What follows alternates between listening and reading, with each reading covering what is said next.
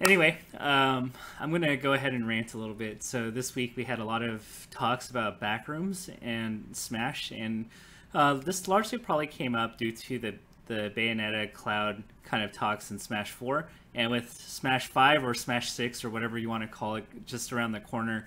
A lot of people are hoping that we have a unified rule set, that everything in terms of leadership is good, so that when a bunch of new people put their eyes and dedication into the new Smash game, that everything goes well and there's no hiccups, and that we can integrate players as good as possible with rule sets and kind of just standardizations. Now, a lot of people wonder, well, like, why don't we just have a backroom group? Why don't we just do something? Why don't we just organize people and make decisions? And from my experiences, so I'm just going to preface this by saying I'm not terribly experienced with backroom groups, especially when it pertains to Brawl or Smash 4, mainly because I wasn't really involved in the scene when a lot of the backroom decisions with Brawl happened back in like 09, 2010, and 2011. So I can't really comment much on those kind of backrooms that have started for those scenes in particular. I know Melee has the 25, but I wasn't originally part of the backroom back in the Smash Sports days where you had Cactar and a bunch of other people deciding things on rule sets all the time. So I'm just going to speak from an outsider in terms of that, but I also want to just talk about my observations in regard to backroom groups. So first off, I'm just going to say this right here, right now. Backroom groups don't work. They've iterated terribly, and what ends up happening, and I'll explain why, there's a lot of issues with how it functions, and just like with people who want to be part of backroom groups, like, I don't want to like single anyone out or anything, but it's just kind of natural. Like, you don't really get paid like a politician to be a part of a backroom group, and this is essentially like a group where in theory you're supposed to come together, have all the greatest minds and people from different perspectives really come in and debate and argue, and also compromise to make decisions that are ultimately good for the community.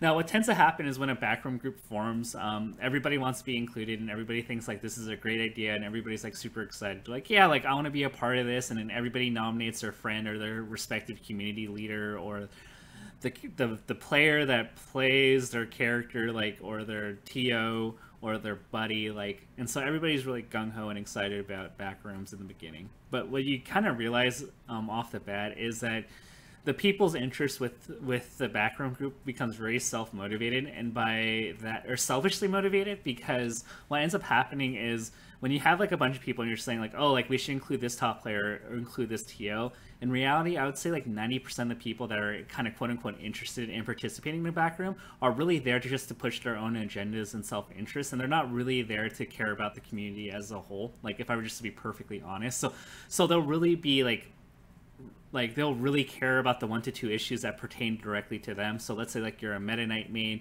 and you want to ban you don't want Meta Knight to be banned, then you will like that kind of person will argue like to the end about like Meta Knight being included in events and not being banned if we're talking about Brawl. But they're not going to talk about issues about like women in Smash or like how do we include more people. They're just there to just like promote their self-interest of not getting their character banned.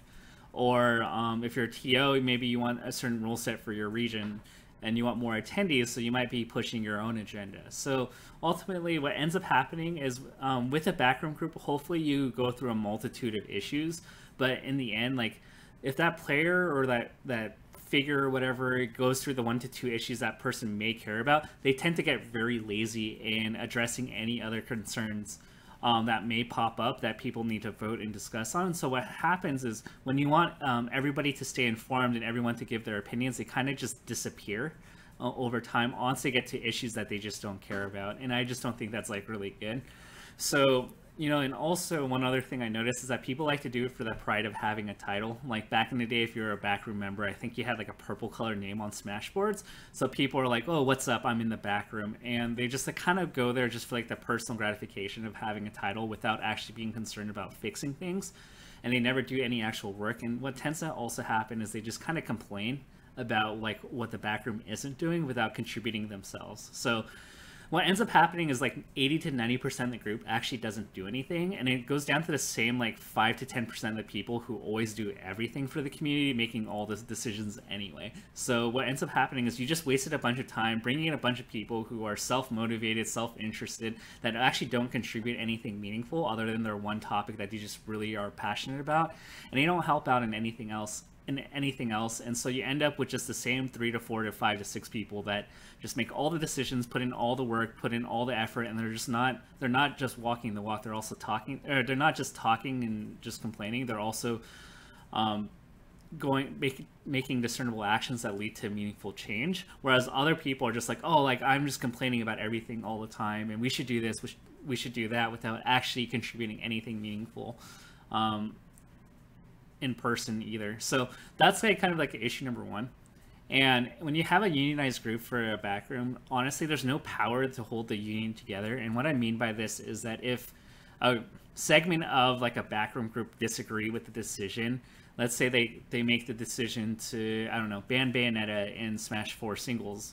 The issue with that is that maybe a TO could have a bunch of Bayonettas in their region, and you know the top players in that region are like, you know what, we're not going to support your tournament anymore, and we're going to rally against you. Well, that TO might just say, you know what, screw this no Bayonetta rule. Like I disband from, I'm not going to listen to the rules of the backroom. So the backroom has like no backbone. So if like people within the group disagree, they don't have to hold to agreeing to the rules or the standards that are being held by the backroom that was agreed to and voted on for whatever reason. And so that becomes another big issue. Then you kind of have to ask yourself, well, what's the point of a backroom if everybody's just going to go back and make their own rules? And if something goes against what they want, then like we're just not going to play ball and we're just going to ignore everybody.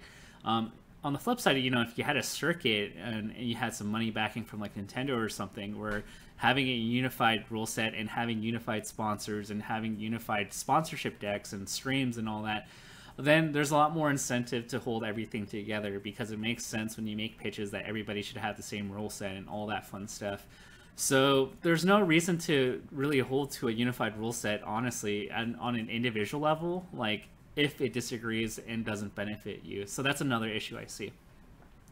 So overall, like, I'm kind of just like preaching to the choir if you guys made it this far. Like, it isn't actual leadership. Like, smashers are lazy, like, and this is mostly volunteer effort. And so you'll see a lot of people that are very motivated, but they actually aren't. Like 85% of the people in any given backroom are very lazy, and they just like to bitch and complain all the time. And then you end up with the same like 4 to 6 people that put in the work and make all the decisions anyway. So that's the TLDR on why backrooms don't work. I know everyone's optimistic about like another backroom working, but in reality, nobody does anything, and you rely on the same people over and over again. So personally, I don't really see a point to forming another backroom, but I'm more on the pessimistic side of things. But for people that have had experience with backrooms, this is what tends to happen.